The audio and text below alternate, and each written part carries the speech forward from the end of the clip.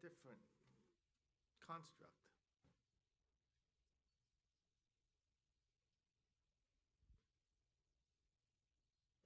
Thank you, Muhammad.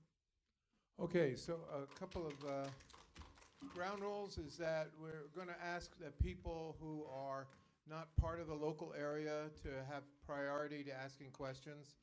And so please, as you ask before you ask your question, please state your name and what country you're from. Okay? And I think we have a brother over here that, actually, yeah, first down here.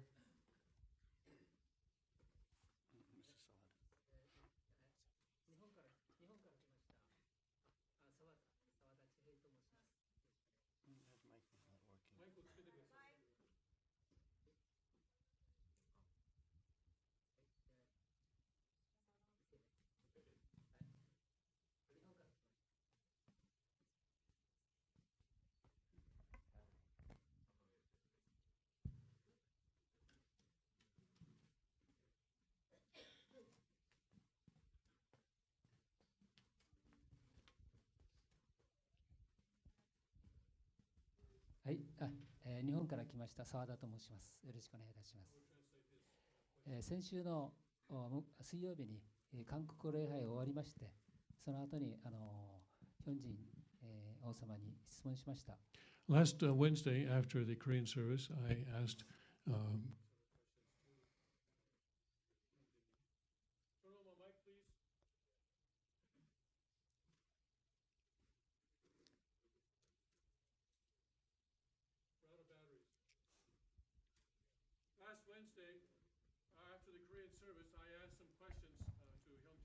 どういう質問かと言いますと、ハン氏主にのですね、が肉的に堕落したという噂を私は聞きました。なぜそういう噂があるのかということをですね、聞いたところ、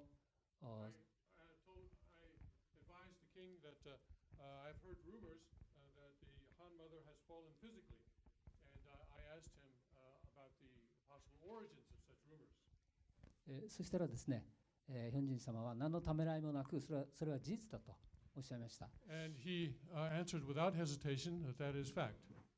それはお父様がすでに語ってらっしゃるんだということで、And he said that Father has already spoken this. 御言葉のですね、先週に書いてあるということでした。And he said that this is recorded in Father's words.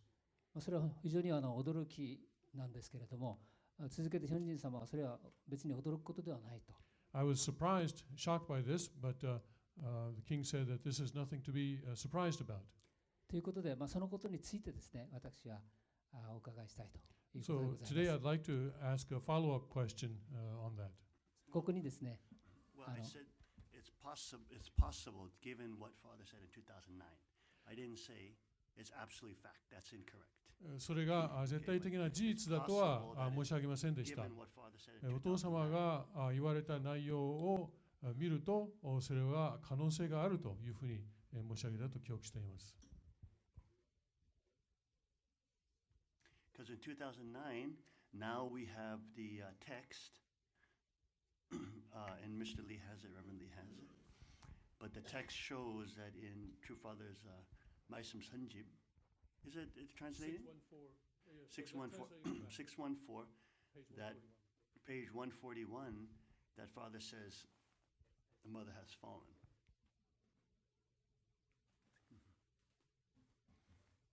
Yeah, right here. And then what Kajang Yanab did is after they saw this, mother and who was it, Peter Kim, went to the Yoksap Hyunchanhue, which is the historical records keeping area, and then told them to delete it. So they printed another book which doesn't have that, so that we have both copies. I mean, when you look at the text here, it's quite clear what it says. 어머니 타락했으니 복귀하는 것은 한 것은 어머니가 해야 돼요. So that's 어머니가 타락했으니. That's pretty black and white. There's really not many ways to interpret that. And then given that the heretic church went back and changed it Changed it, yeah. after Father ascended shows that they have motive to change it. So their actions would indicate that what Father said is prima facie is what it says. So I think when you look at the evidence and you look at, the understanding of principle, what's been happening to this time, you can come to a natural conclusion that yes, she did fall. Oh, I see. They changed it. So they changed it. Yeah, I mean, that's conclusive evidence of, if you don't believe Father as a witness, then you don't believe Father as the Lord of Second Advent. So you have to accept Father's words as they are.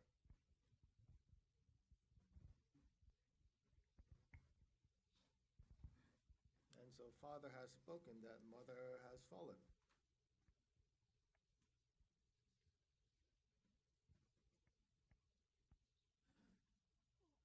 Okay, we have a question down over there. Hold on, just 1 minute.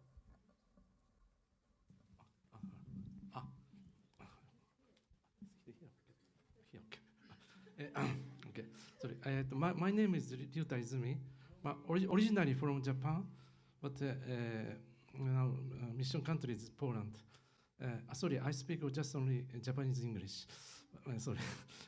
My question is about marine industry for the future, because true father likes fishing, and I think he promotes marine industry.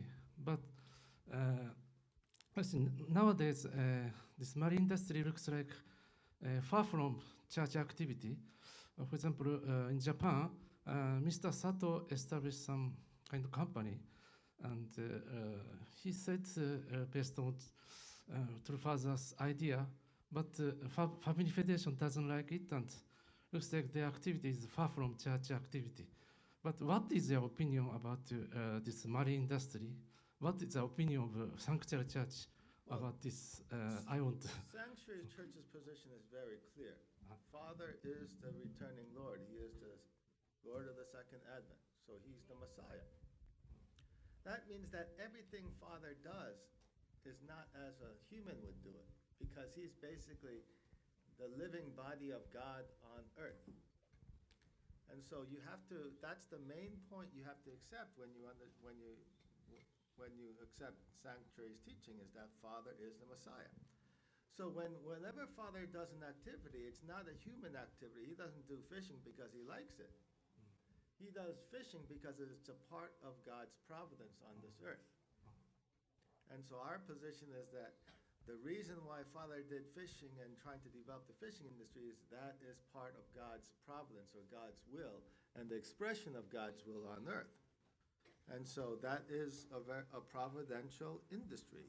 The fishing and outdoor sports industry is what Father designated as a type of work which will bring you closer in relationship to understanding the principle and God's will on earth.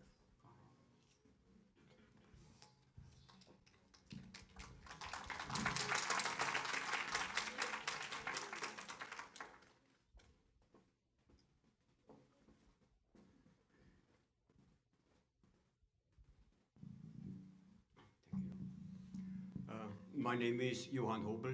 I'm from Austria. I have two short questions. First one is, what about the blessings Mother did the last years and maybe next years? What about these blessings? The Sanctuary position is very clear on the blessings which Mother has conducted alone. She is conducting those blessings as a fallen woman, and therefore those blessings are uniting the people who are receiving Mother's blessing, not with God, but with Satan.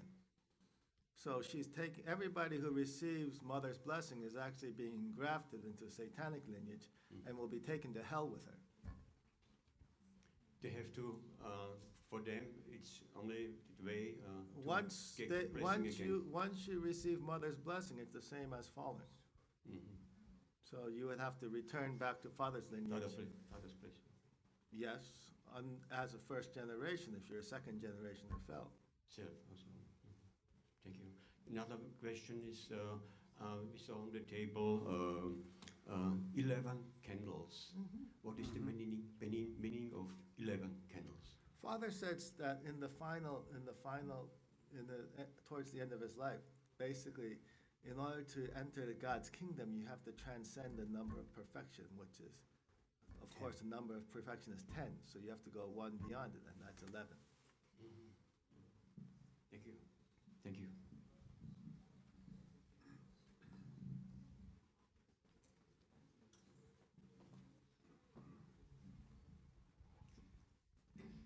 In the Kook Constitution, there is a. My name is Tadashi Igarashi from Las Vegas, and in the Kook Constitution, there is a regulation about controlled substance to be regulated by the state. And since I came from Las Vegas, how about gambling? Is there any regulations? We do not regulate gambling in the Constitution because the kingdom of heaven is the world of freedom and responsibility, where individuals who are kings and sovereigns in God's kingdom have freedom and responsibility to determine what God wants them to do and what God desires them to do in their lives. So, as the government of Kook, we will not force people to do good because God gave us an all of choice to do good or evil. But it is in our desire to become close in relationship to God that we choose to do good. And because we choose to do good, then we can love God and have that give and take relationship with him. So the Kook Constitution will not take away people's freedoms to decide to love God. But if you're going to let people decide to love God, then you have to give them the freedom to hate God. And so if you take away that freedom, then you cannot honestly love God. And therefore, in Kook, if you choose to do evil and to hate God, you can do that. But in a society where people are all free and responsible, almost everybody is going to choose to love God. And so if you choose to do evil, you will be quickly ostracized. Yeah. But you will not be ostracized by the government. You will be ostracized by the kings of Kook, the citizens of Kook. Thank you very much.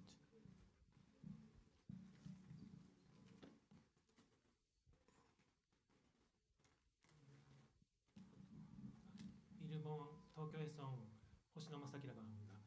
日本語で質問してもよろしいですか。はい。日本語で質問してもよろしいですか。お父様の血統とイエス様の血統っていうのはつながってるんでしょうか。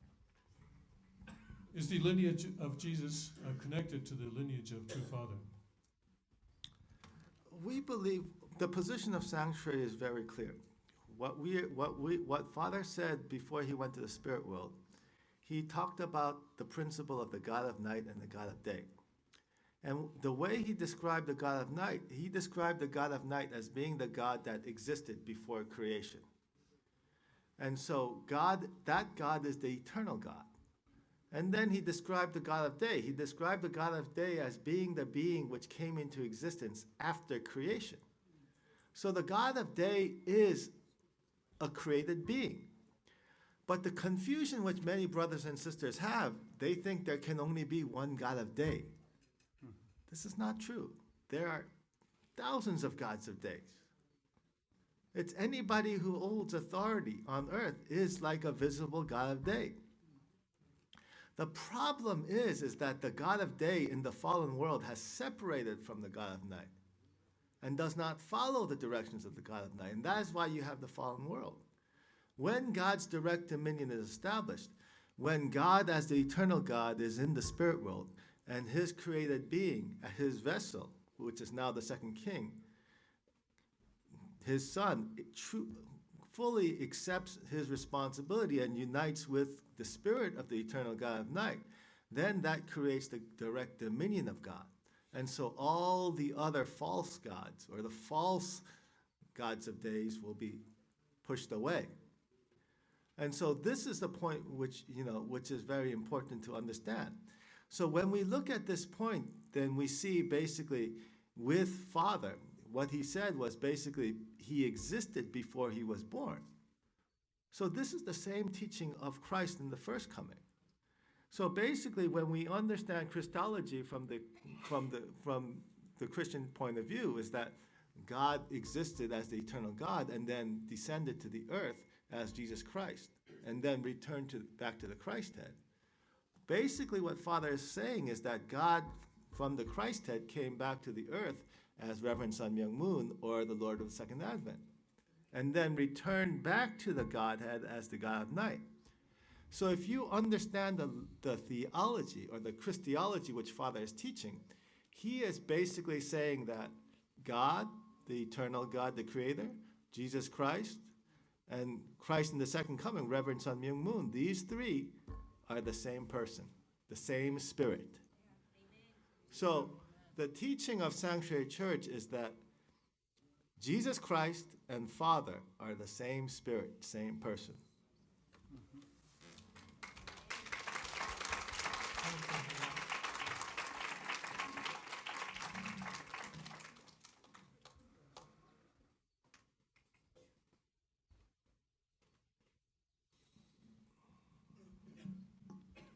日本語で失礼いたします。アメリカの星野と申します。ですね、原理本体論の中にですね、神様は2つの生殖器を持っているという表現がございます。2012年の版の、原理本体論の日本語版に、83ページのところにありますけれども。I'm reading from the Japanese edition of the original substance of divine principle, and this edition was published in 2012. And in this Japanese edition, it says that God has two sexual organs. これは適切な表現でしょうか。Is this an appropriate? 夜の神様が女性の構想を持っておられて、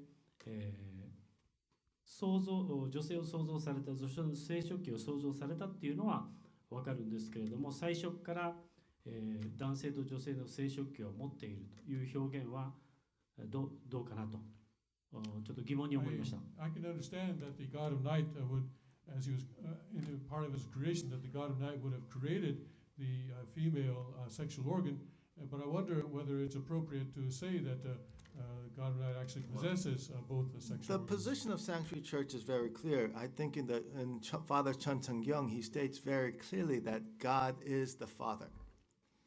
So God is the predominant ultimate subject partner. And he expresses and he reveals himself as predominantly subjective or masculine. He, of course, has feminine characteristics, but that is his minor characteristics, not his major characteristics. So when he created the creation and the ultimate object partner, which is women, then women is fully manifested as predominantly feminine or objective with the feminine sexual organ. So God is expressed predominantly as the masculine father.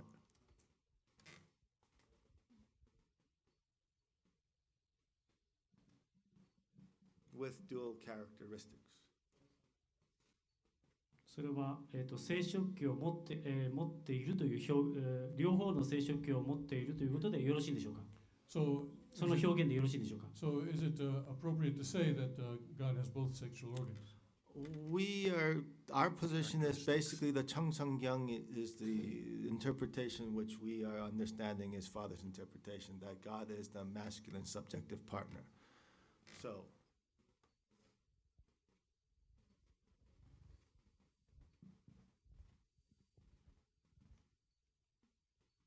I think I answered your question.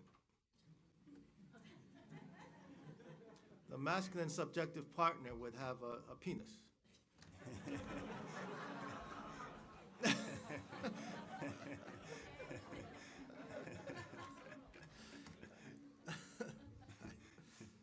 Would you like me to be more clear?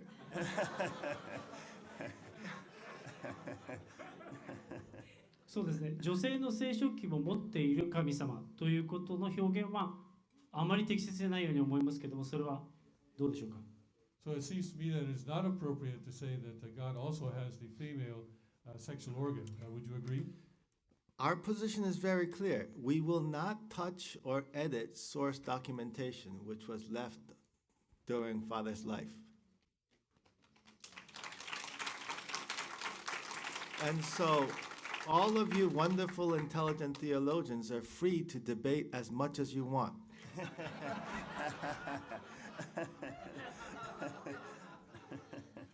But the teaching is very clear. We are abiding by the teaching in the Chansangyang that God is the masculine subjective partner.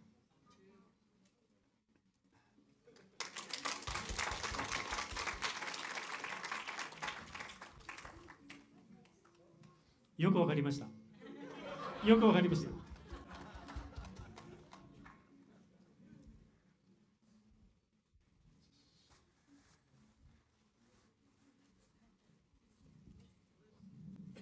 Hi, this question is directed to the king because of your Buddhism, and the queen told me that it teaches you to monitor your own thinking, right? So this question is about meritocratic thinking. Like, you know, some people are coming through Christianity and your advocacy into the liberation of grace, right?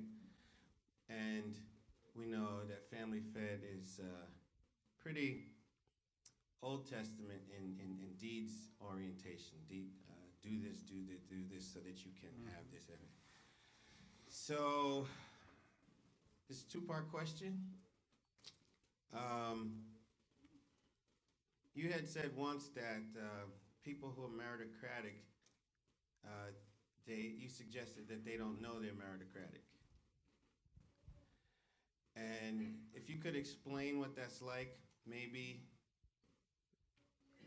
so that people can start to do some kind of self-questioning or something.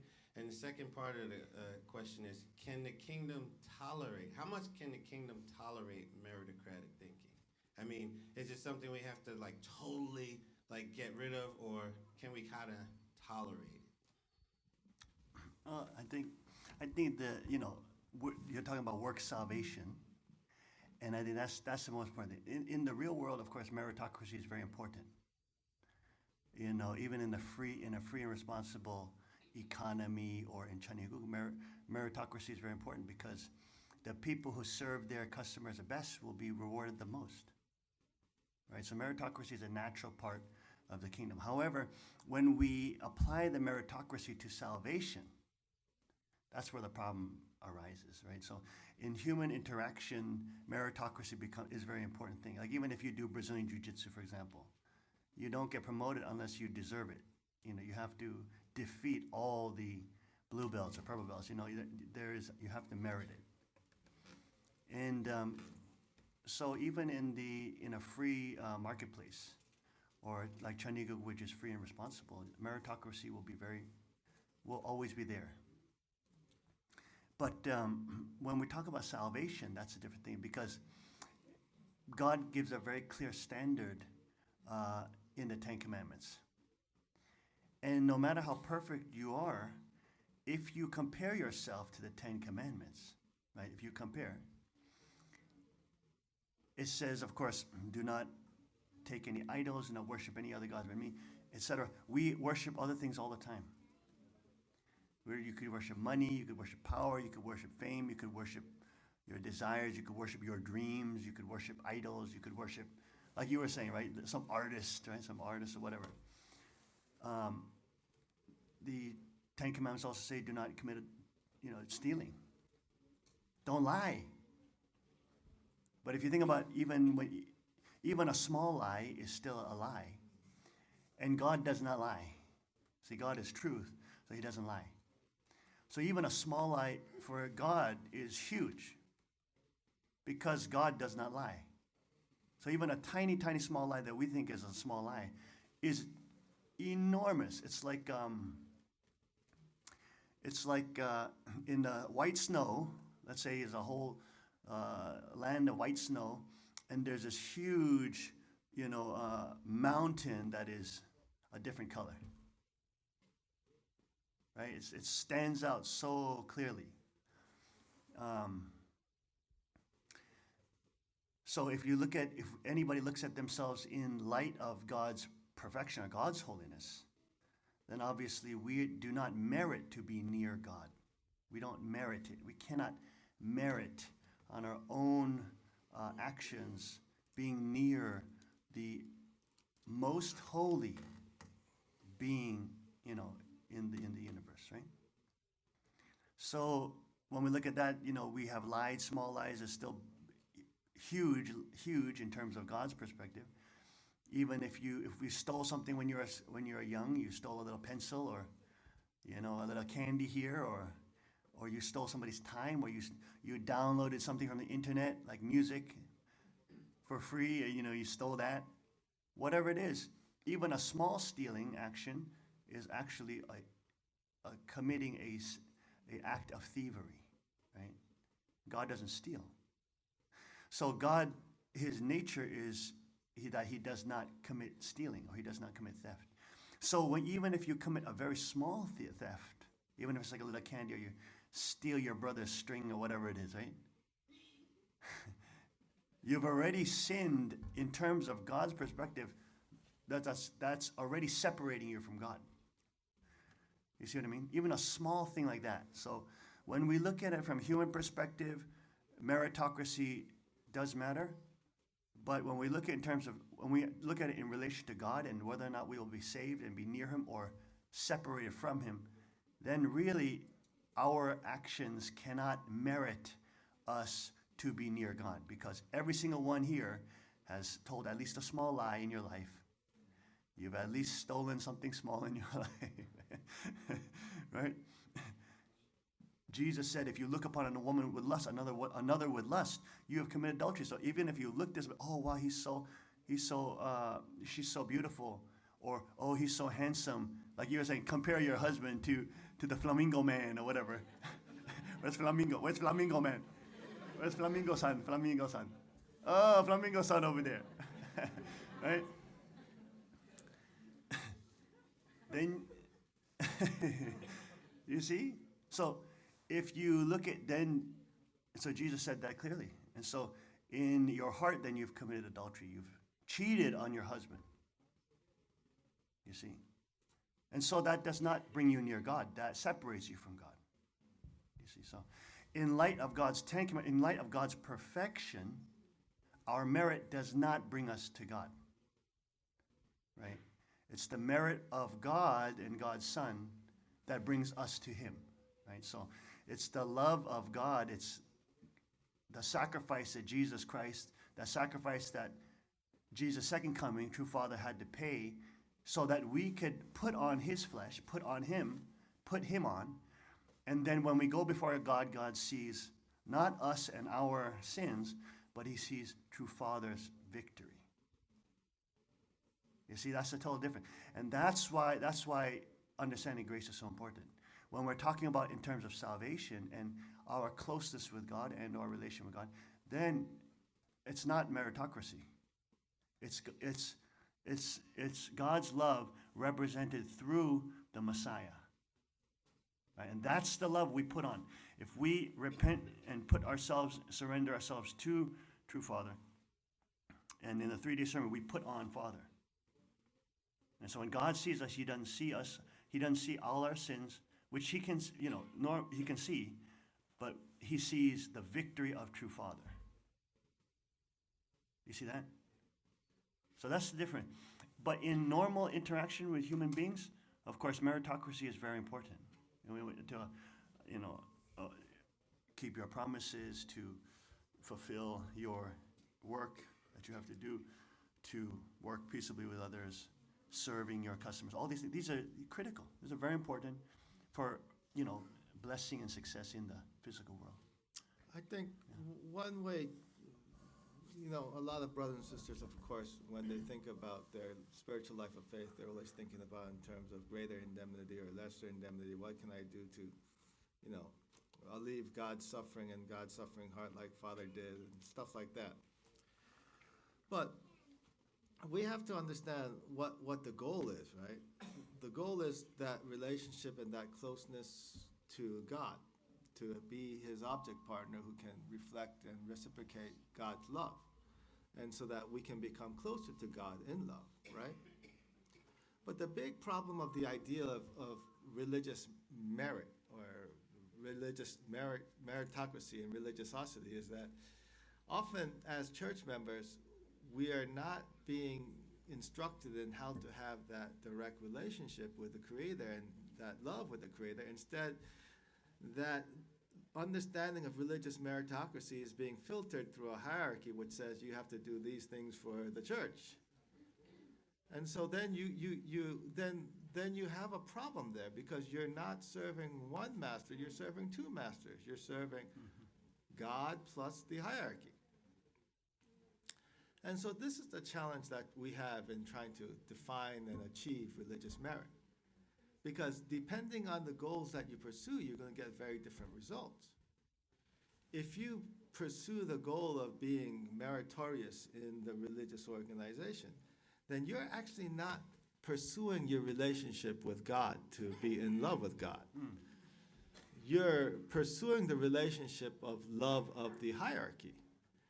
And as a result, when you see biblical history, especially fallen biblical history, you'll always see the separation which God does to his people, because they get always invaded by Satan. And the satanic force which we always see invading God's people is what? It's mammon. It's the love of material things, the love of physical goods, the love of luxury, the love of hierarchy, the love of position, the love of promotion.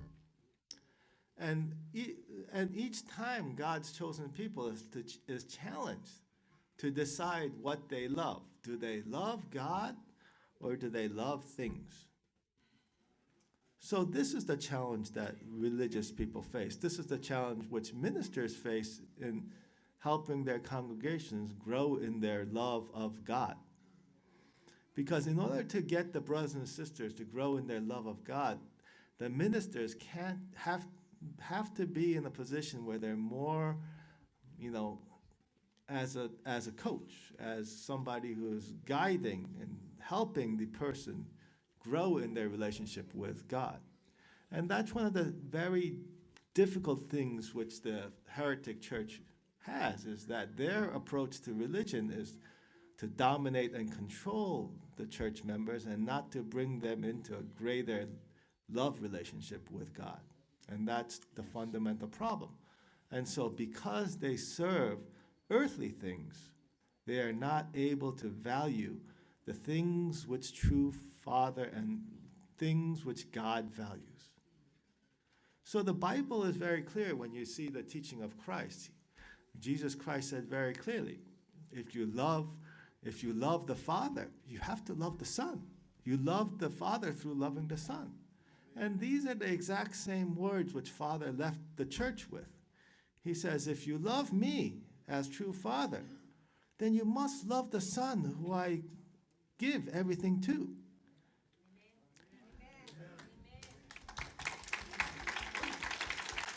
So, as brothers and sisters who love true Father and true parents, because true Father is true parents, we have to understand his teaching so that we can be more fully in love with our Father. And so that we can bring him joy.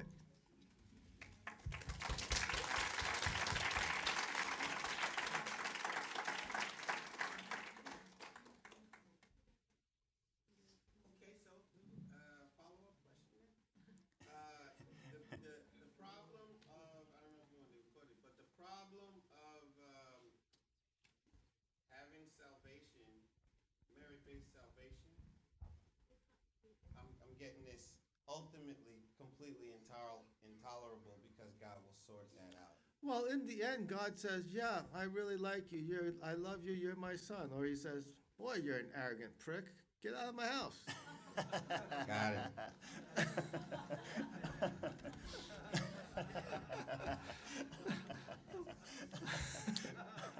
I mean, that's what it comes down to. I like that. I like that. Actually, over here we have one.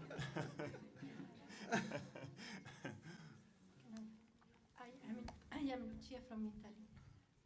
I want to ask you a question about champion providence, the liberation. Sure. I understand clearly that the liberations done after through Father's ascension are not valid. But before, but you're referring to the 210 generations. Yes. And also, now you liberate the fetus, and I understood that liberation, the donation we did for liberation of fetus before Father Ascension, were not practically right because the teaching of Kim Yon-nam were wrong.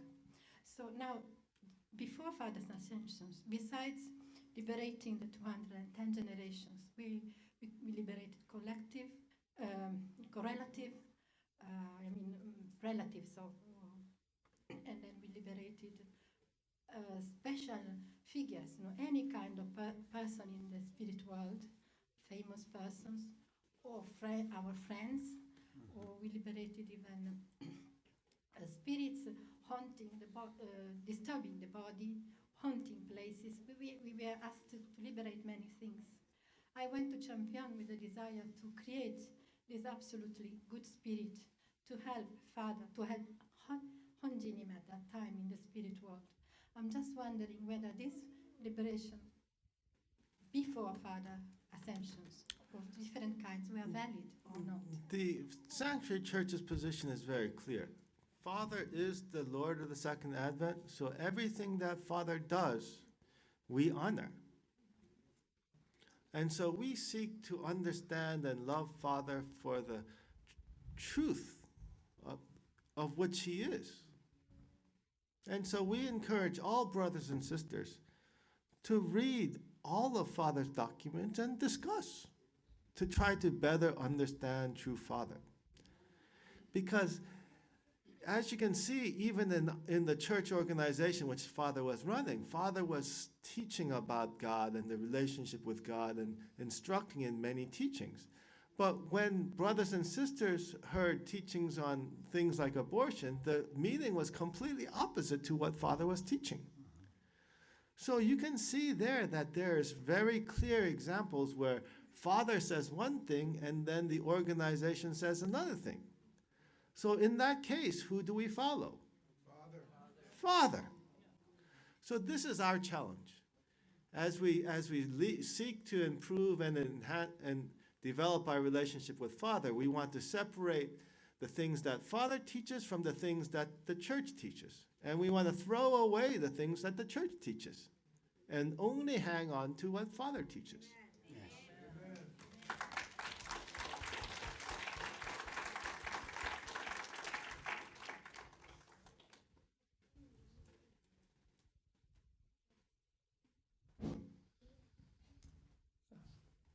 My name is Morita from Japan and Kochi.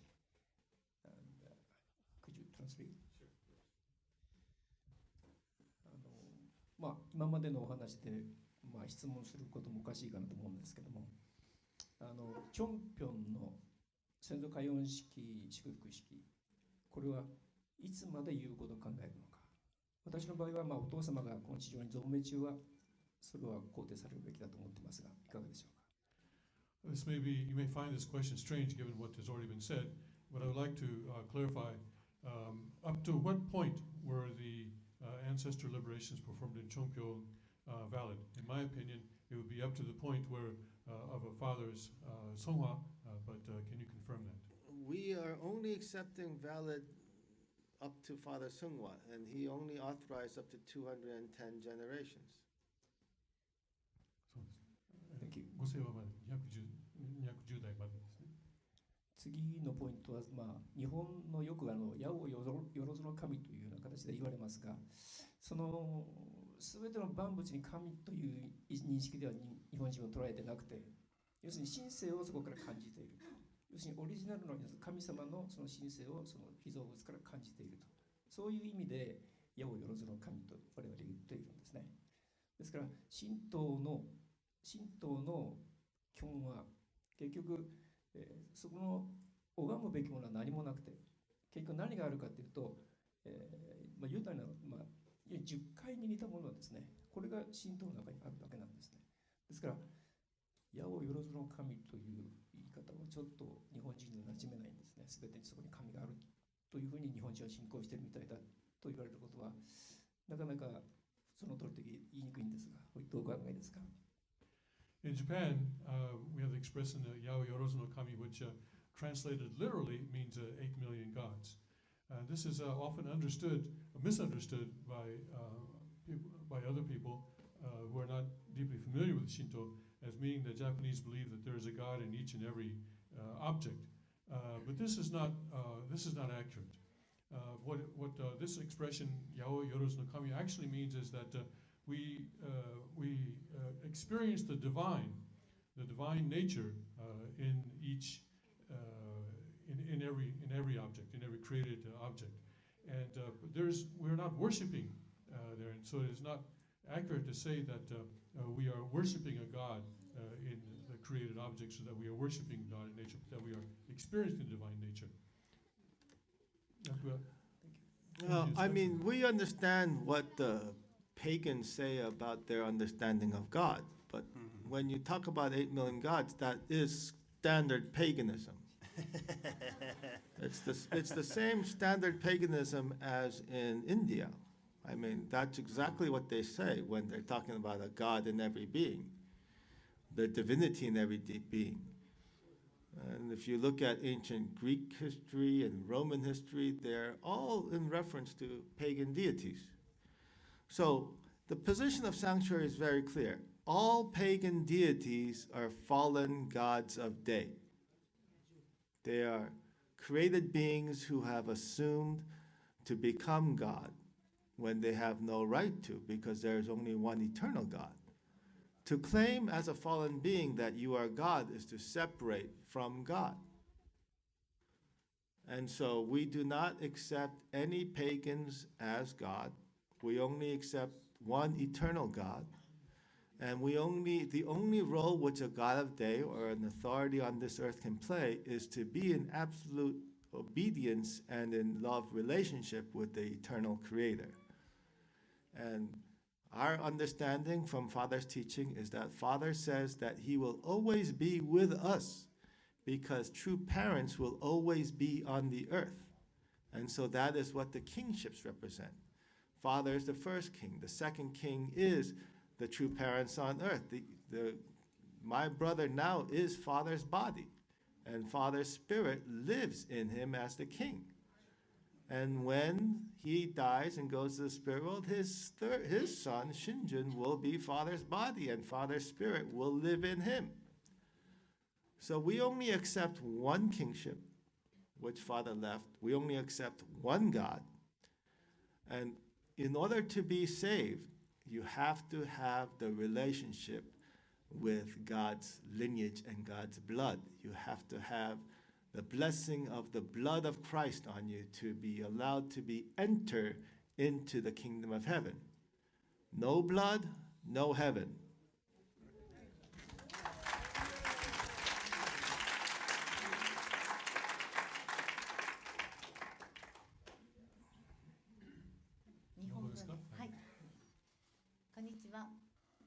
熊本安永教会から来ました尾形と言います。My name is Ogata. I came from the Yasunaga Church in Kumamoto.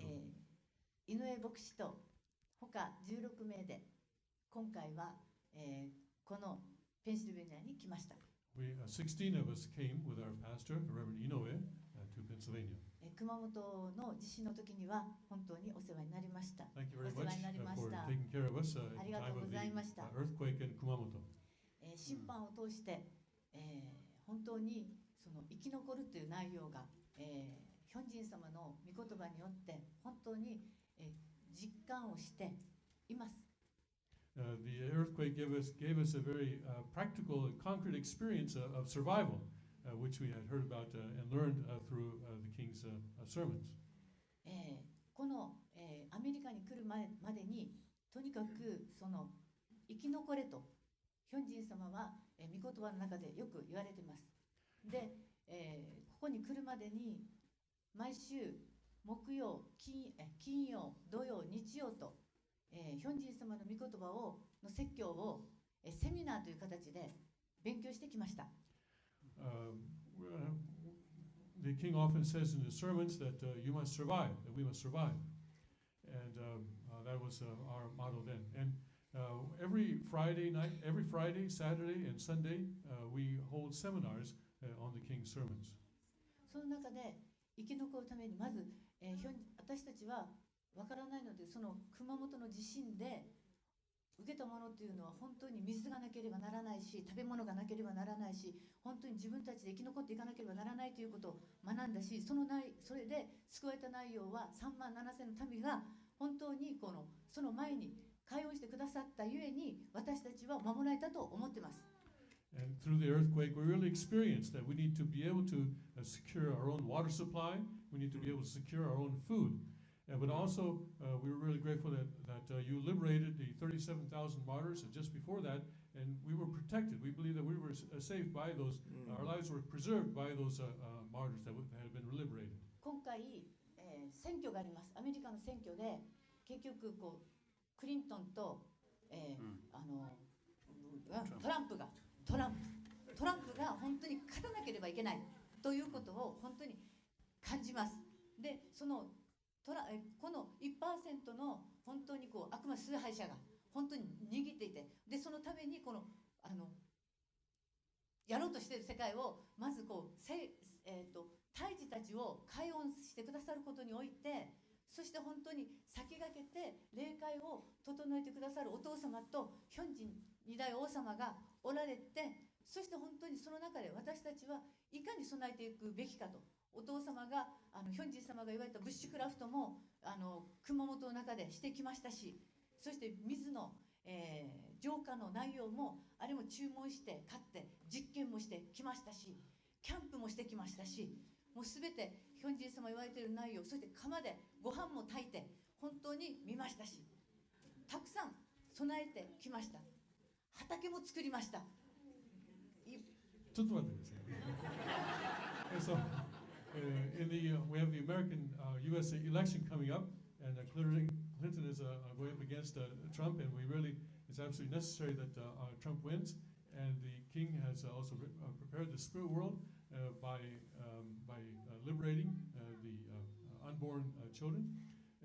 But in Kumamoto, we've been thinking what we need to do to prepare for the future.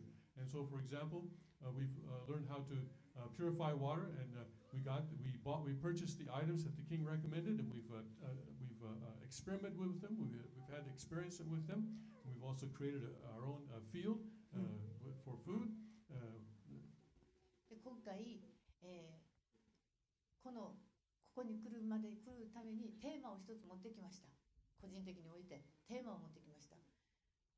この先、今まで備えなさい、生き残りなさい、そして本当に自給自足をなして自主独立をなしていきなさいとヒョンジン様が言われた内容に対して、本当にその御言葉に沿って一つ一つ今やっていってます。で、これから本当にそのカンナにどういうふうに備えていくべきかということをテーマを持ってきましたので教えていただきたいと思います。In coming here this time, brought a certain kind of a theme for myself, for ourselves. Until now we've done as many things possible as what the king has said to prepare for the judgment and the suffering. But we would like to have your further input on what we should do to prepare for the coming judgment. I think the king has already talked a lot about that. So what we are seeing in this situation is, for the last 3 years, the king, and of course our sanctuary here, has been talking about the judgment which will come because of what the Han mother did in leaving her position. So before Father went to the spirit world, he talked about two paths to God's kingdom, one through God's blessing and went through God's judgment. If the Han mother had submitted to the king and followed the king, then we would have gone to God's kingdom through God's blessing. But because she has chosen the path to separate, then now we have a judgment. And so the nature of this judgment is what we are seeking to understand. And as we come closer and closer to this election, we can see the nature of the judgment more clearly. So we can see in the microcosmic level that the king is fighting the fallen mother. And so you have the Adam authority fighting the fallen Eve, usurpation. And you are seeing the same parallel in the national election in America. You are seeing this fallen woman, Hillary Clinton, fighting Trump, who is a masculine Adam-type figure. And so, depending on what happens at the macrocosmic level, is going to be determining how the judgment proceeds. If the American people vote for Hillary and make her president, then they have chosen to side with fallen Eve. So that would mean that the people would be judged. And you can see from Hillary Clinton what her platform is in this election. She is very much making Russia the enemy and very much pursuing rhetoric which will bring us into war with Russia. So it's very clear if Hillary Clinton is elected, she's going to start war with Russia. If war with Russia is started, Putin has stated very clearly he will go nuclear very fast. So we could see a nuclear holocaust happen very quickly if Hillary Clinton is elected.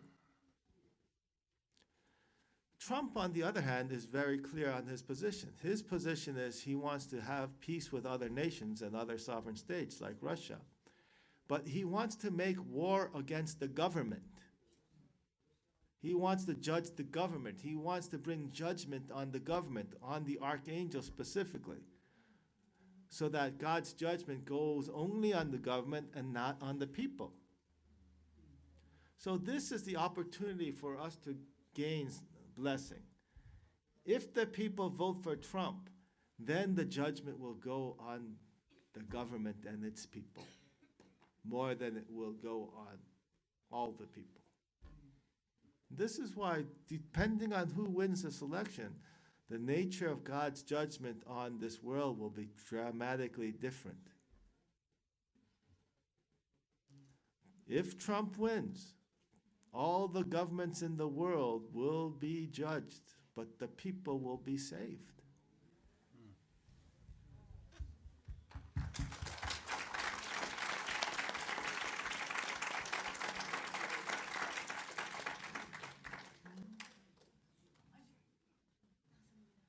There's another question. First of all, I'd like to say happy True Children's to all. Yeah, I am originally from Philippines, but I live in Macau for 20 years. I watched the video since last year, and I have consolidated factors for me to believe the second king is the rightful heir. These are the factors. One, the signatory of True Father, and the second one, the crowning 3 times. And based on the Asian and European tradition, the one to inherit the king heir should be the son. And also based on the lineage, the one who can carry the lineage is only the son. The son can only multiply by a male child, not a woman. So my question is, does not really affect my belief, but I still have to clarify something. Now, on the previous videos, I heard that there's some inconsistency of what Hyung is saying. He said that mother is not supporting him as a king. But I saw some video that mother put his name in the signatory, like in the video. Like mother is pushing you, pushing father to put your name. I don't. The signatory. I don't know. If I'm wrong, that's not a big man. It's the will. The will. True parent, true son, okay. The heretic and destroyer paper. Yeah, that's one of my question, why it happened. Also, you're saying before that if mother is around, there will be no problem of subjectivity, because as long as mother is alive, he is going to take care of all. I think the tradition of kingship is very clear. Yeah, that's right. The queen mother doesn't become the king because she's a woman and she doesn't have the lineage. So the tradition of kingship is very clear. In that case where the queen mother tries to usurp the throne, it's the king's responsibility to arrest her and execute her. That's the king's responsibility. It's the same thing as we study the Bible. What do we study when we study principle? When we study principle, we learn that, after the fall of Eve, if the king or the Adam's authority had stood strong and chastised her, even got rid of her, then God's providence would not have gone the direction of the fallen world. It could have been restored in that generation with a new Eve. So it is very important for the subject partner to keep the subject position. You cannot leave that subject position because that's what's required by God in the principle of creation to fulfill the role of subject-object and then of Cain and Abel in order for that to create the foundation for God's sovereignty on this earth through his lineage. So it's just not possible for the king to submit to his mother, especially when the father has ascended. The mother must submit to the king. Okay, the second question is directed to Kook Jinim. It's about politics in Asia. Okay, Philippines is the only Christian nation in Asia. And you know that we have been conniving with America for a long time, 20 years. And now our president is so vocal against the Americans and the European. Now, as a Christian nation, now he's conniving with China and Russia. What do you think about the significance of this one? This is the great confusion of this age, because the countries which used to be good are bad, and the countries which used to be bad are in some ways better. And there's nobody who's good or bad. Everybody's all jumbled up in this big mess. This is the problem. This is the problem of relativism. And relativism is what? It's Satan's teaching.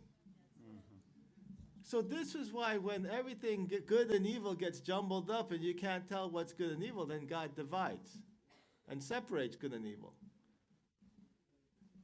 And this is what the king is doing when he separates from his mother. He's separating from good and evil so that it's very clear he's preserving his position. So what we can see what happened in the Philippines is that first the Philippines, the president wanted to maintain the relationship with the United States. And so he asked America to defend his territory in the Spratly Islands around those seas. And so, then the U.S. supported the Philippines in the international courts, and they got the ruling to say that Chinese shouldn't be there. But America didn't really show a force to keep China away from those seas. They didn't send aircraft carriers. They didn't send a lot of military assets.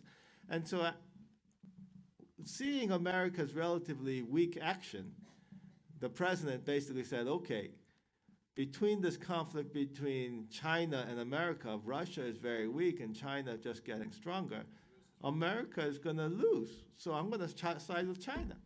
That's what the president is doing right now. So do you think there is a fundamental problem with America. The fundamental problem is when Father was on the earth, he said, the UN is Cain UN. What is Cain UN? It's satanic. So what the UN, the satanic UN which they're trying to form, or this new world order, this world government, is not a God-centered world government. It's a dictatorship. And so right now, when people look at this world government, there's great confusion because Father wanted to make the one world centered on God. But now this government is actually being one world centered on Satan. This is the problem. And so as this new world order is pushing forward, nations are saying, whoa, wait a minute, this is terrible. We are going to become slaves to this world government. And so Putin is saying, okay, I don't want to be part of this dictatorship. I want my sovereignty. I want to be the controller of Russia. And so it's one thing is when you look at Putin, he's a dictator, so he has many bad aspects. On the other hand, he's saying, I want to be sovereign, which is what God wants. And it's the same situation with Duarte in the Philippines. Because the center is not following the king, there is only confusion and there is no good and evil. This is the problem. So if we want to get to being good, we have to center on Christ.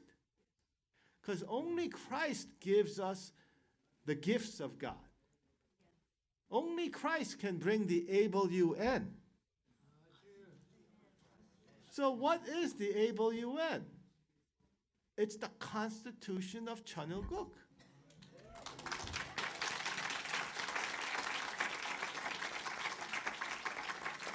There is only one solution for one world under God. That is the Constitution of Chonilguk, which Sanctuary Church and the Second King has presented to the world. There is no other path to world peace and world unity. Men cannot make peace because men cannot give the gifts of God. Gifts of God only come from God. They only come when we accept Christ as our Father.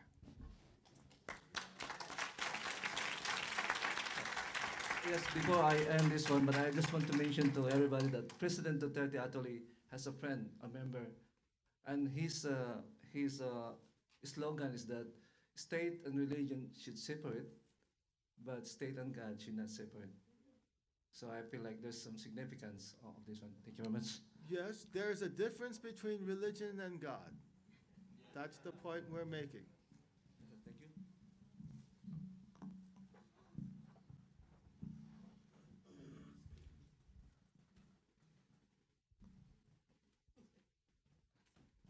Thank you.2つ目の質問いたします。 That's my second question. 本日安永教会の方たちが来てらっしゃいますけれども、島原の乱のですね、3万7000名を解怨されたその直後に、4日後にですね、熊本地震がありました。Today we have people here from the Yasunaga Church in Kumamoto, but of course the Kumamoto earthquake occurred 4 days after the king liberated the 37,000 martyrs of Shimabara. この地震のエネルギーはですね、その21年前にあった阪神・淡路大震災のエネルギーとほぼ同じだと言われています。The energy that was produced by that Kumamoto earthquake is said to have been similar to the earthquake that occurred in the Kobe Osaka area 21 years ago. その神戸、阪神・淡路では6000名のですね、方々が亡くなりました。In the Kobe area, about 6,000 people died 21 years ago. ところが熊本地震では地震で直接亡くなった方は50名、そして関連死含めると110名です。In Kumamoto, 50 people died as a direct result of the earthquake, and if you include indirect deaths, 110 people died. このことからですね、判断するに、この島村の解怨があったゆえにですね、その被害が圧縮されたというふうに私は思いました。So it was my feeling that the damage or the number of people died in Kumamoto was reduced as a direct result of the fact that the martyrs were 37,000 martyrs were liberated. 最もその象徴的なのは安永教会があるところが震源地になったわけですけれども、その安永教会自体がですね、無傷であったと。And I think what really illustrates this is the fact that the epicenter was in the exact location of the Yasunaga church, but the church itself was not damaged. ここに全てですね現れていると私は思うんですけれども。Well, you have to be careful how you look at what is good and bad. Because one of the problems which we as human beings face and get into is that we think good and bad is determined by us. And so we say, okay, if there was an earthquake and X number of people died, then that must be bad.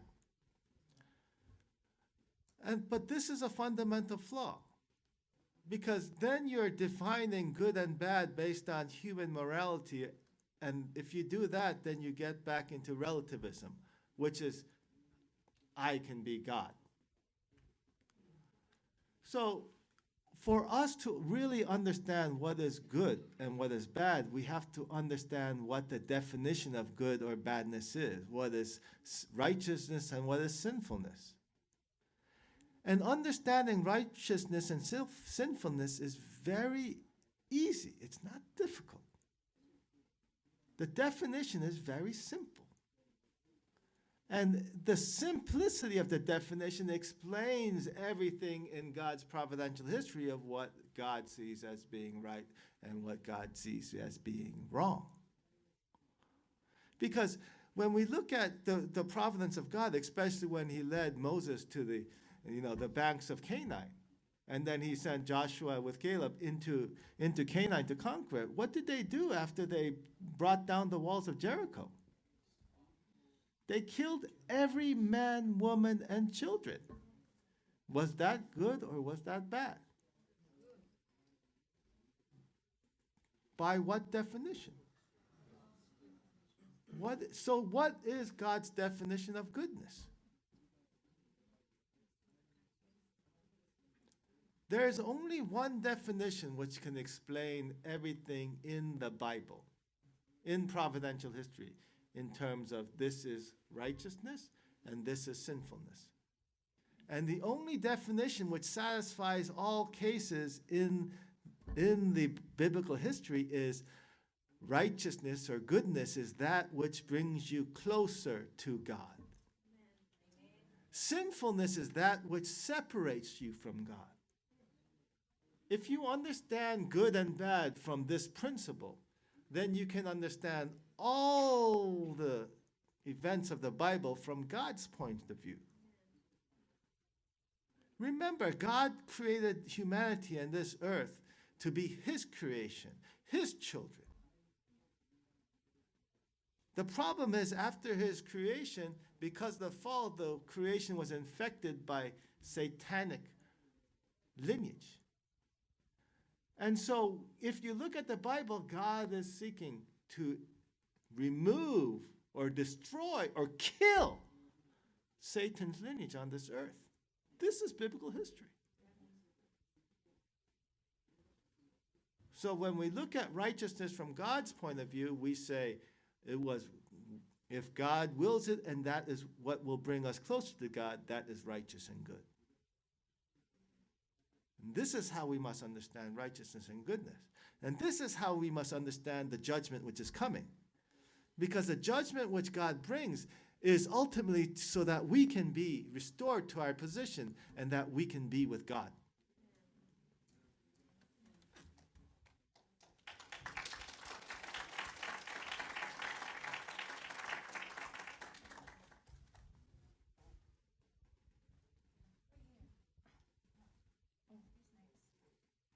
Hello, my name is Hopi Garashi from Las Vegas. I was a former Christian, so I just want to say one thing about Sanctuary Church separating themselves from Hak Jahan Moon. Jesus, this is nothing new to you, but I just want to comment. Jesus left his mother. At one point in the Bible, we read that Jesus was looking for her son. He was in the temple. And what did Jesus say? When they said, your mother is looking for you, he said, who's my mother? Who's my brother? Only those that do the will of God. So I just had to get that out. Also about righteousness and good and bad. The way I've looked about how God, during the time of Noah, all the people, the evil people, were in the flood and they drowned. For God so loves the world. Because you need a body, a physical body to do evil deeds. God put those people in the spirit world to stop doing evil, but God loves them. And God put them away, like in prison. But I know that True Father has a plan to save everyone through the divine principle of resurrection. I just had to share that, I'm sorry. But my question is this. It's about the holy wine. For example, as we witness to family-fed fraud members and those who took the holy wine, and then we bring them over and they convert to sanctuary to the king, before they take the new wine, does there have to be some condition? And the reason I ask this is because I took that holy wine. I was on the staff at the Family Fed in Las Vegas. I was on the preparation for the August 19th blessing. And I was still not sure about sanctuary at that time. My husband was 100%. So I begged him to come with me, and I drank, but he wouldn't drink it. And then later, when I read somewhere that Mother, that Hak Chahan said that in the womb, she knew the truth. That did it for me, okay? That did it for me. And so then I converted and united with my husband 100%, and we ordered the kit, okay? And the blessing kit from Sanctuary, and we did our ceremony. The blessing, I took that wine August 19th, but we did the ceremony September 25th. So we're in our 40-day separation. We will do our 3-day ceremony in 4 days. But seriously, before I do that 3-day ceremony, my question is, do I have to do some condition? And this is going to be for other people. Those are the things which the king is ruling on a weekly basis, and he's ruled on those kind of cases. So your case fits his ruling. Maybe Tim can correct me if I don't get the ruling exactly correct. Or would you like to explain the ruling which the king ruled on? First of all, you asked if there's any condition that's necessary before taking the wine. There's no condition necessary before taking the wine. Anyone can take the wine. And then you ordered a blessing kit. That was good. And then when you perform the blessing, then you need to use the blessing kit along with a video of the king online, so that you are participating in the whichever video that you choose of the king's blessings, since there are a number of them beginning in April 21st of last year. And then you are receiving the blessing prayer, especially from the king.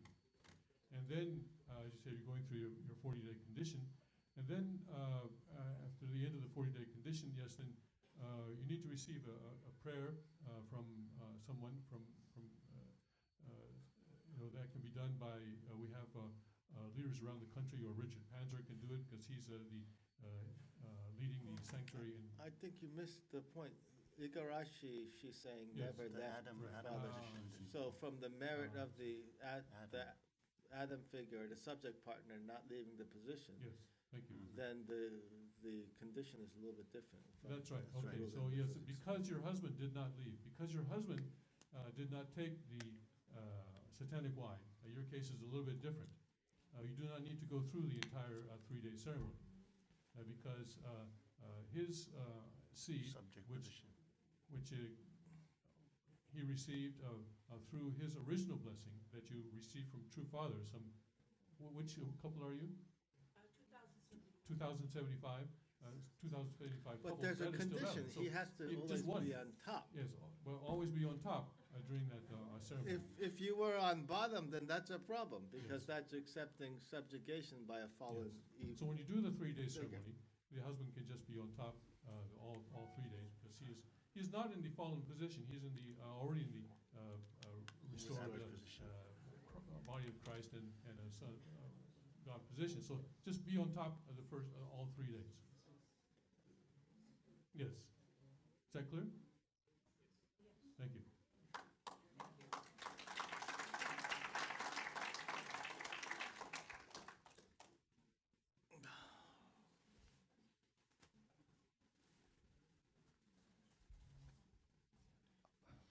My name is Kook from Worcester. About the microcosmos appeal to macrocosmos, I'd like to know more detail. And what I almost felt, this is like almost principle to work way. Well, the concept of microcosm to macrocosm is very clearly represented when you study the life of Christ, right? Jesus in his first coming, his ministry was very local, and his teaching was very local. But whatever he did on that local small level, it actually multiplied to actually conquer the entire world. And so this kind of microcosmic representation is what God uses to affect the change for the entire world. So Christ never became the actual emperor on the earth, but the conditions which he established was able to bring the world up to a spiritual salvation, up to the top of the growth stage. And so this is what we're talking about, the microcosm and the macrocosm. Because of the situation of the church, the worldwide level foundation which Father had built was taken by the fallen mother, then basically history, providential history, is not being driven by what the church does, even though it was brought to the worldwide level, or even the governments of the world. It is being driven by who carries God's lineage and God's seed. And so now the actions of individuals in a smaller scale at a local level, based on those interactions between providential figures at the local level, actually determine what will happen in the macro level, or in the level of the entire world.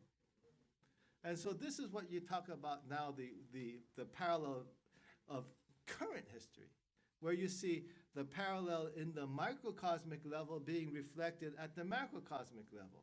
It's two histories which you're seeing, but what is the cause and effect is that the microcosm is the cause for the macrocosm. So what we see is basically with the emergence of with a subjective masculine figure like Trump, you didn't see that emergence until the king separated from the fallen mother and chastised her. So if you were here in Sanctuary 3 years ago, when we first came out here, when my brother came out here in exile and I came out to support him, with just the two of us. And we're talking with the local brothers and sisters.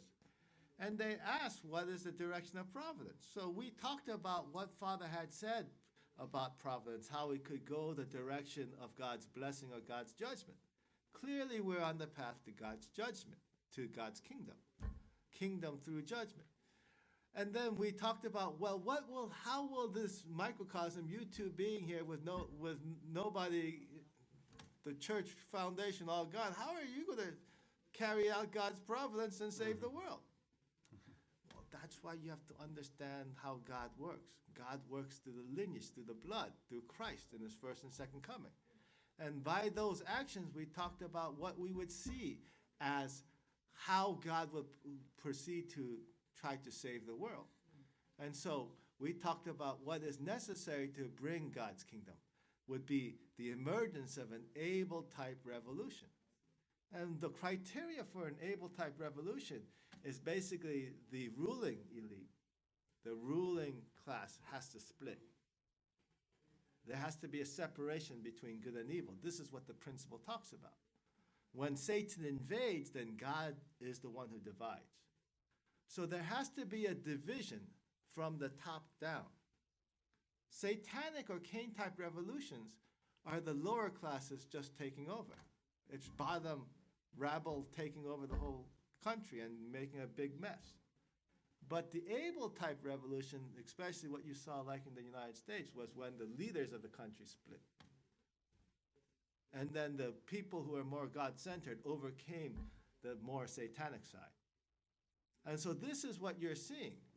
When we talked about how God would proceed in the providence, we said the leader of God's side in the Abel-type revolution has to be an Abel-side billionaire.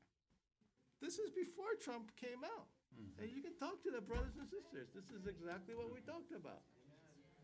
And because of the separation in the from the heresy of Johann Mother, then as the king pursued his anointing and accepted his inheritance as a king, then you saw the entire world changing. You saw the Trump revolution. You saw the Abel-type billionaire emerge. So clearly, Trump is the masculine, male-type Adamic figure. He represents the subjectivity of man. He represents Adam, who says, woman, fallen woman, I don't need you. Go to jail.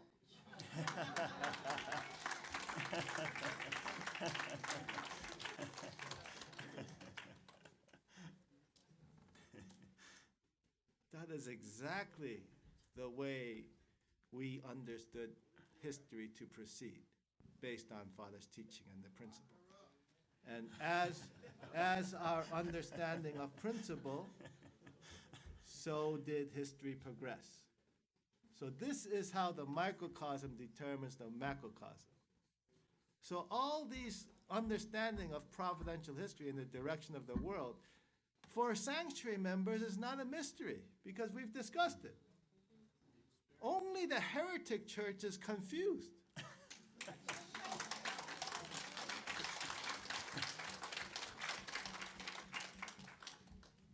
Okay? Good. Lock her up. Absolutely. That's what Adam should have done to Eve. Lock her up.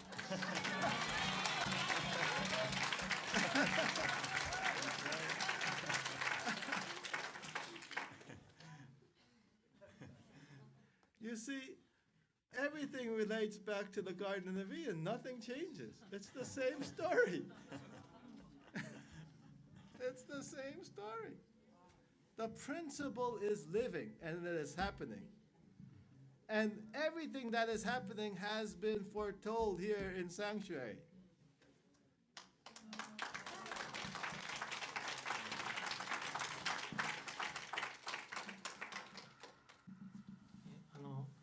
ヒョンジンにはいつも夫は妻を愛しなさいって言われるんですけども、愛せない妻をどのように愛するかって、具体的な方法を聞きたいっていうのと、あとお父様は裏切ったお母様をどのように愛していかれたのかっていうのと聞きたい。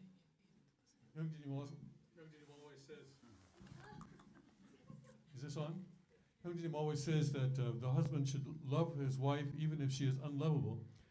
I'd like an explanation of how exactly that can happen.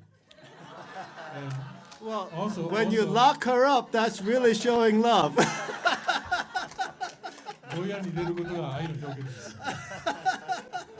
Also, can you tell us how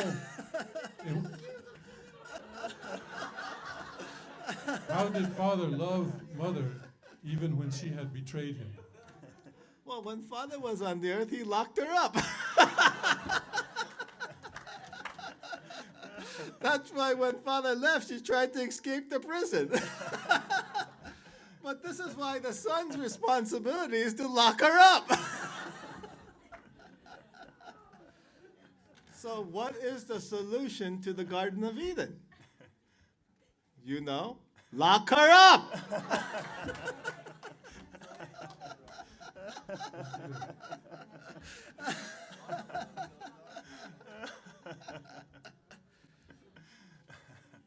See, principle is very beautiful and very simple. It's not hard to understand.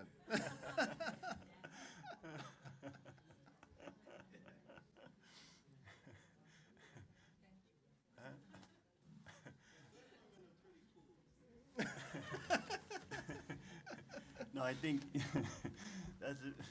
there's two different types of locking up. There's putting in prison, and there's also jujitsu. Okay. Okay.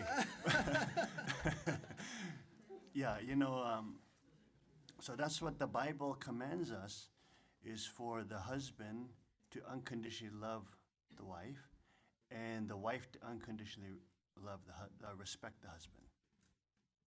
Okay, now this is very important because usually in our modern world, when we're talking about marriage, we're only talking about the husband has to unconditionally love the wife, right?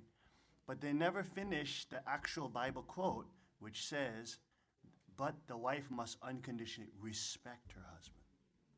Okay, so this is what God's plan is. God's plan is for love and respect. Okay, because God knows what a man needs, and God knows what a woman needs. And man needs respect, woman needs love. Okay, so the Bible teaching is very clear, and it's very, God's word is true. The problem is satanic world only take one side. And they try to only say Adam has responsibility, Eve has no responsibility. She can do whatever she wants. And Adam has to just love whatever she does, which is ridiculous, right? That's absurd. So from a principle perspective, if your wife is acting unprinciply and is falling, then you must do what is correct in God's eyes. You must chastise, like Kook said, you must lock her up, you must chastise her, you must expose her for her evil, and not let her get away with the evil. In the same way, also, God's commandment is very clear for the woman. If the husband is unrighteous before God, then that means the wife she still has to act respectfully. She has to deal with him respectfully, but she has to be against unrighteousness, right? But how does she change and transform the husband? Not by yelling and screaming and nagging at him. That will never change him. That will only make him worse. Even though it's hard, even though it's hard, is by showing respect for that man. And through that showing of respect, then a conversation can begin, and then things can start to come out, right? But that respect has to be there. But usually in the modern world, women are taught not to respect men at all. They're taught not to respect their fathers, not to respect their husband, not to respect men in general, and to look down on them. You see this in the movies, you'll see this in Korean drama, this kind of stuff. So women now in the modern day, because they are watching those kind of things all the time, become trained by that kind of satanic media. So many times when they want to change their husband or some issue, they just want to talk about it, but husband does not want to talk about it, right? Because the woman feels that if we talk about this issue, then we can solve this issue. But the husband perspective is no, if I talk to you, all I get is nag and condemnation. You see? So he does not want to talk. Instead, a wise woman, a godly woman, will approach her husband in a wise way. She'll approach him with a wise counsel. Okay? So she will be the type of woman who will respect his space, his time, his timing, respect that he needs, that the conversation has to happen, but that it will happen. For example, my wife, if she really needs to talk to me about something, then she will ask me, tomorrow, 8 o'clock, 30 minutes, okay? She will not disrespect my time. So also my children learn this too. They should not disrespect daddy's time. When daddy's teaching you jiu-jitsu or MMA or this kind of stuff, don't disrespect my time, right? And so she will show that kind of respect, and then as a father and as a man, then it's very easy for me to agree to discuss that issue during that time. So that's a very practical thing. Okay, that's how she shows respect to her husband, by not just saying, I need to talk about this now. I want to talk this now. I'm so now. You know, this is not respect. Right? And you see, the women who do that have terrible, terrible relationship with their husband. You can see the result. So if you want a terrible relationship with your husband, you want to curse upon your family, you follow those women. But if you want a blessing upon your family, you have to follow women who are godly, who know how to deal with their husband in a godly way. And the women who know how to deal with their husband in a godly way will respect their husband, because it's not only because the husband is respectable, okay? It's because she's obeying God and bringing joy to God. When the husband is, she feel very not respectable. But she's obeying God's commandment to respect him. So that's hard to do, but that makes her grow spiritually. And that makes her understand God's love for her more deeply, if she does it, if she really does it. Because that is the way to actually come into the man's presence and his opening slowly what all the women want, his vulnerability. You want your husband to be vulnerable. You want him to share with you. You want him to tell you his heart. But you can't just demand that from a man, because a man is trained never to be vulnerable. Right? Whereas girls on the other side, you're taught to be vulnerable from a very young age. That's how you make friends with other girls, by being vulnerable and opening yourself up, you know, socially, right, to your friends. But men are the other way. So that is a very important aspect practically of marriage and blessed life. Practically, not theologically, but practically. And also the flip side of that is as a man. Paul talks about the different aspects of love, right?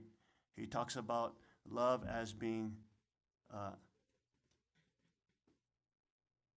having endurance, what the Bible calls forbearance, patience. So love, of course, speaks truth to evil. So if the wife is acting evil, then the husband's responsibility is to call her evil. It's his responsibility. He must say, you are an evil woman. You are an evil woman. You are acting evil in this way. You are committing sin against God. So it is his responsibility to do that, just like he has to. The husband must submit to God, and he must be judged by God. In the same way, the Bible says the wife must submit to her husband. Okay, that means she has to be in the object position. So if the wife is trying to be in a subject position, then the husband has to be clear with her that that is not principle. At the same time, the husband also, unconditional love, you know, when if there is some disagreement with the wife, it means also to be patient. The Bible also talks to be kind. And there's a lot of problems with a lot of fallen women. If a husband is kind and patient, they usually think he's weak. A lot of fallen women have that kind of perspective. But godly women should not see kindness and patience as weakness, because if you have a relationship with God, you know how kind and patient he's been with you. If you really understand God the Father, you understand how powerful he is, but how loving and how kind he has been. right, compared to the sin that you have. So it's usually women who do not have a relationship with God that do not understand that kindness and patience does not equal weakness. But if the woman has a relationship with God, she can understand, very powerful God, but very patient with me, very kind to me, thank you, God, right? They can understand that because they have a living relationship with God. So usually godly women can understand that if their husband is patient with them and if he's kind with them, that he is exhibiting God's aspect, but doesn't mean he's weak. He can still be very powerful. So like in Asia, we say like mushi, right? Mushi.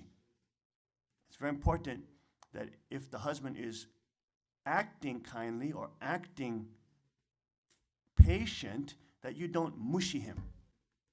Because if you mushy him, that means you're totally disrespecting his practice of forbearance for you. Right?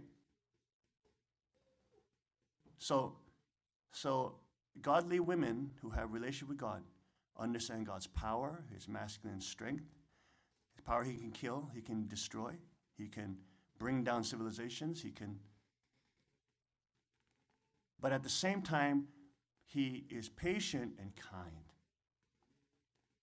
This is very important. So for example, one thing that's really wonderful and God has blessed us with, this whole community with, is the practice of like very hard type martial art training. Okay? So in the very hard types of martial arts training, like Brazilian Jiu-Jitsu or kickboxing or MMA, this kind of thing, if women's train together with men, you will see big difference in power. Big difference. So women who train in these kind of harder arts, of course, they become very strong compared to normal women, very strong. Even can defeat normal men, so they become very strong. But they do not mushy men's power. Because they know, even though they are strong compared to normal people, if they have to fight with a master who is also a man, very strong, they lose. Okay? So then they respect the physical nature of men. So also, problem with a lot of Japanese men and Asian men now in modern day is the men have become so women-like. This is a problem. Right? So the men have become very weak. And they just do computer game or just internet all the time. And they are not developing their masculine traits. They're not weightlifting and they're not building themselves to become more masculine. They don't put any attention on that. And they become so feminine. So then and the society then creates the men very, very like women. So the woman is very unattracted to the man.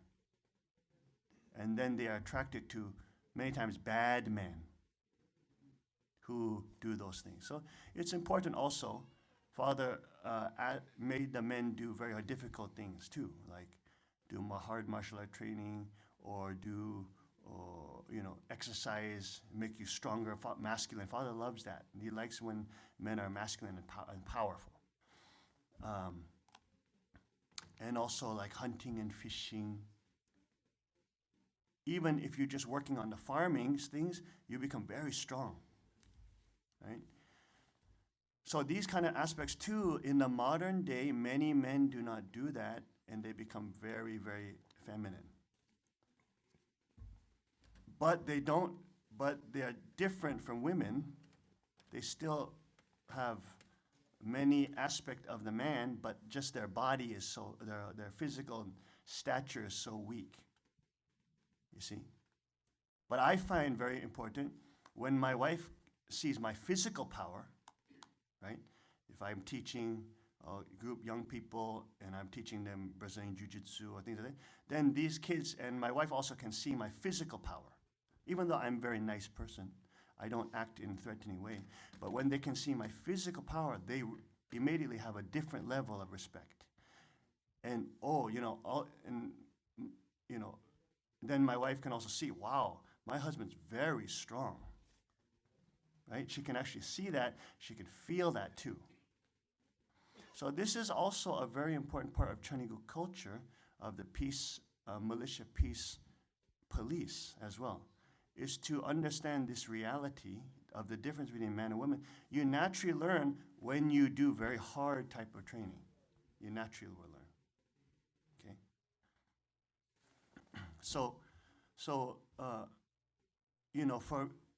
So I think to answer that question, practically, when husband is being patient or being forbearance or being kind, godly women, you should not see them as weak. That's a mistake. If you mushy them, your marriage will be cursed. Okay? At the same time, husband too should pursue things which are masculine. You should not only just do internet and video game all day. You should go out and shoot guns, and you should go out and learn hunting. You should go out and learn Brazilian Jiu-Jitsu. You should do things that make you masculine too. Because then that will also make your wife happier as an object partner. I guarantee you, it will, as you get stronger, but you're still loving and patient, she will appreciate that aspect of you a different way. So that's very important too. The men have responsibility too. You must pursue manly, masculine things too. The modern world tell you don't do that stuff, but it's wrong. God's kingdom, you have to do that stuff. You have to learn. You are the peace police. You are the peace militia. You are the front line. You are the king of your house. The king of your house has to fight for his country. You have to be ready to fight. So if you have that spirit, you will see your household culture become very different. Very different. And even the women in your household become stronger. They're not weak women. Like my wife and also our sister-in-law live in our house. Also my daughter, she's training jiu-jitsu and all this. Compared to normal girl, they're much stronger, much stronger. Mentally, much stronger. Mentally, much stronger. Physically, much stronger. Right? They're still very feminine. They're still very ladylike. Right? But that happens when the sexes can, what's in psychology called the sexes can sexually differentiate. They can be different, but that's important for a man to pursue strong things. It's very important, because if the man doesn't do that and he becomes too much like a woman, then the woman cannot differentiate, and then she tries to become the man and then tries to dominate him. And then that's when your household becomes cursed by Satan. So it is a responsibility for men to pursue the things that make you strong. Right?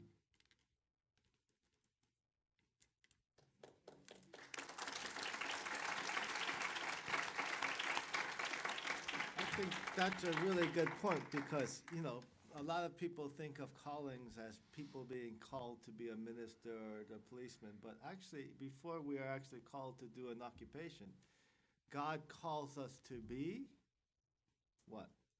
Man or woman. A man and a woman. So if you're born as a man and you say, oh, I don't feel like I'm a man, I feel like I want to be like a woman, you are denying God. That's the challenge. You have to develop your life and your motivation and your attitude and meet your fears so that you can meet God's first calling. Which is, when he gives you a man's body, he wants you to be a man. You have to answer that call. So not all things in life are a matter of choice. God calls you to be either a man or a woman and to fulfill his purpose of creation. And then within that calling, he gives you freedom and responsibility so that you can develop and fulfill that role. But believe me, it is a role. It's something you have to grow into. It's not something which you get automatically. You have to put effort into it. Absolutely. You know, they did study that shows what women hate the most in men. The one thing women hate the most in a man, any man that has it, they hate that. They don't, immediately they are unattracted to that person, that man. What that is a sense of neediness. If that man is needy, he's craving approval and attention. So that's why girls get attracted to bad boys usually, because they don't care about the girls. They don't even care about them. Do you see what I mean? They don't even care about those. The bad boys usually, you know, they're not intimidated by girls. So the girls get attracted to them. But girls most hate, they're most unattracted to men who are very needy or who seem like they're constantly seeking approval. You see? So the problem is if when men pursue manly things and they learn how to do fighting and they learn how to do shooting guns and they learn how to, when you do this manly things, that goes away. That desire to want to be needy gets smaller and smaller because you get stronger and stronger. Do you see? So it's very important that men pursue manly things. Then actually the wife is happier because the man is not needy. He's already very strong in his mindset. That doesn't mean he's an oppressor or something. He can still be very gentle and kind. But mentally, and when he makes a decision, boom, it's going. There's no shaking. He won't shake. Right? So that's why it's very important for a man to pursue those kind of arts. And in Choniguk, every person has to learn those arts. That's just natural part of peace police, peace militia, because there's no centralized police, no centralized military. Everybody has to be the protector of their house, of their, maul, the community, their little town. They have to protect it. They have to be the police. So with that sense of responsibility, then naturally you will learn those arts that makes you stronger. And in the arts that make you stronger, there's a natural respect. There's a respect that you will learn.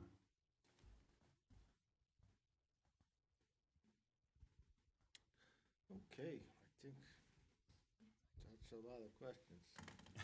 There's more? Good morning and thank you so much. My question comes from, as we try to, witness and talk about Sanctuary Church, there's sometimes questions that are asked that we cannot, we don't know. Louder? And it has to do with a sequence of events, from the time that there was the letter from Spirit World saying that, that quote unquote dethroned H1, that had him leave, up until the time of your leaving the palace. So one of the questions is, were you aware at the time that the letter was false? And also the whole point, I think, which is very important to grasp, is that that's the time when Father was presiding. Yes. Right. So if Father is presiding, he's the king, and we all follow what the king says. So that's kind of, it's not for us to judge the king, it's for the king to judge us. I mean, Father is the Lord of the second advent, he's God on earth. So if Father says, H1, you're not my successor anymore, you're fired, and H2, you're the king, then he's the king. It's just that simple. Exactly. Yeah. So for me, it's not a question of, well, can we second guess Father's decision, or were we gonna say he did this right, he should have done that? No, I mean, Father's my king, so he's not only my father, he's my king. So when the king makes a decision, you just salute and say, yes, sir. And what else shall we do for you? I agree. Long live the I king, agree, right? I agree. And just one last question, if I may. That also comes up is, at what point were you aware of mother's betrayal or mother's moving away from father? The problem is we always loved mother and hoped that she would do the right thing, and we did not want to see the things that father saw. Right. So father, if you look at his words, was talking about mother's betrayal and laying all the words necessary for people to understand what father was perceiving. From the son's position, I don't want to see it. So it's my problem. But after father ascended, it was very clear, undeniable, that she was separating from father, because she basically called us in and said, I'm the Messiah, what do you think? And we said, no, thank you. So after we said no thank you to her being the Messiah, she wants to cut off her heads. So then basically, we have no choice but to carry on our lives with love and loyalty to our Father. Yes. We did not pursue the path of glory and wealth. We pursue the path of love and loyalty, even if love and loyalty means that everybody in the world hates you. Mm-hmm.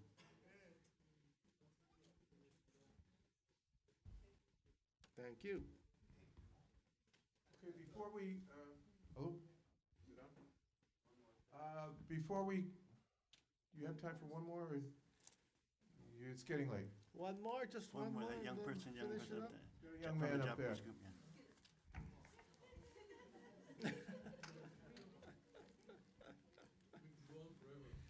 Yeah, if we don't cut it off, it won't stop. 日本語で失礼します。昨日は、大いなる祝福いただきありがとうございました。Thank you very much for the wonderful blessing, holy blessing that you bestowed us on us yesterday.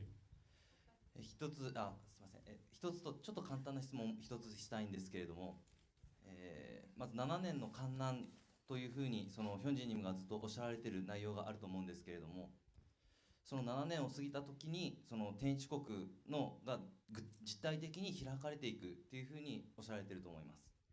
I believe that the king has said that there will be 7-year judgment, and that the Chanuguk will become substantial right after the end of that 7-year period. です。その7年間を僕たちも、さっきマイマザーなんですけれども、ファーム農場も開いて、水ウォラーもしっかり自分たちで掴んで、でヒョンジンニムの御言葉もリマも掴んでいきながら生き延びたいと思うんですけれども、でその中で、生き延びた先にじゃあヒョンジンニムがお父様が勝利された時にその全世界回られたようにヒョンジンニムも全世界回ったりすることは可能なんでしょうか。So actually, it was my mother who spoke before about getting the water supply in the farm, and we intend to survive this judgment using rimas. Once that period is over, then will Hyung-jinim, like Father did, will Hyung-jinim be touring around the world? I think so. でもし可能ならその、ヒョンジンニム、ヨナニムとクチニム、チェニムの好きな日本食を教えていただければ、その準備してお待ちしたいと思います。If you will tell us in advance what Japanese cooking you enjoy, then we will prepare it for your visit. I think we like ramen. Well, if we go to Japan or different countries, we may take you into the wilderness. We may not allow you to be in a hotel.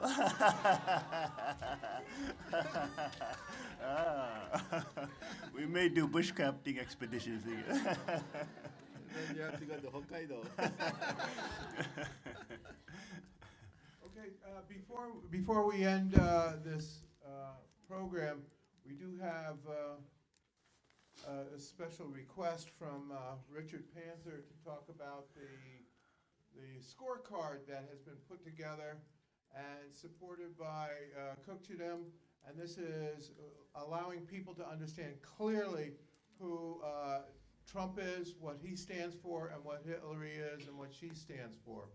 So if you want to do something and have an impact, please take some of these cards and hand them out. Do you have anything? Richard, do you want? No, that's what I was going to say. So That's what he was going to say. but I think Clark Gingrich is coordinating locally. Is that true? Okay. It's good for to talk to Clark. Then, here, Angela, you want to say something about?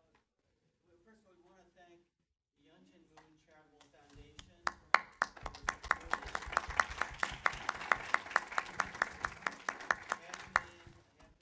scorecards were printed and distributed in Virginia, Ohio, Nevada, Pennsylvania.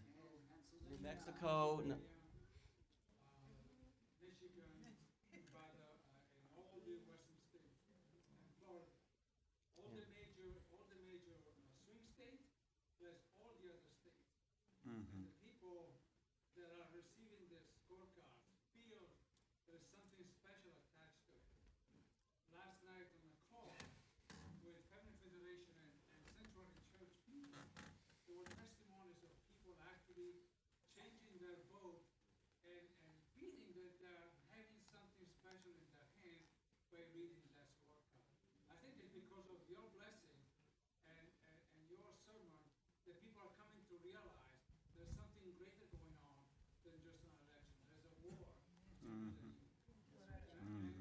And some Family Federation wrote a letter that I have on my computer to thank you, the foundation, Yunjin and Kook, for your effort of putting the money where the mouth is, so to speak, because by doing that, actually, they were able to do this campaign. Without your support, they would have never been able to do it, and they feel now they have hope to change the outcome of the election because of your direct input in saving the country to the export.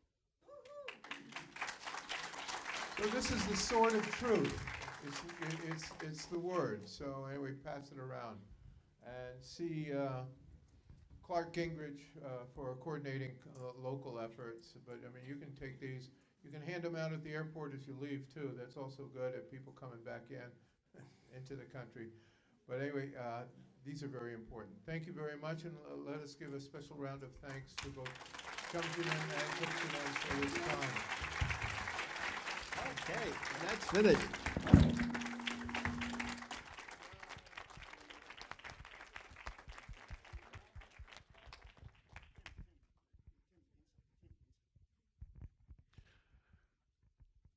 참 아버님께 경배